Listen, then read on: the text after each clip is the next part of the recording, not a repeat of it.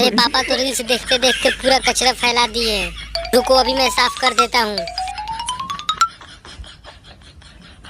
पापा मैं कचरा साफ करने में लगा हूँ और आप फैला रहे हो।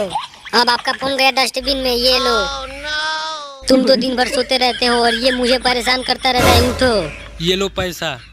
तुम पैसा देकर मेरा मुंह बंद करना चाहते हो? ये लो और पैसा। इतना तो बहुत है। अच्छा आप सो जाओ, मैं इसे देखती हूँ। मम्मी सारा सामान मुझे देकर और खुद मजे से चल रही है। ओह कितना भारी है। मम्मी रुको रुको मम्मी। अरे क्या हुआ बेटी? जाओ अब यहाँ से सारा सामान तुम ले चलो।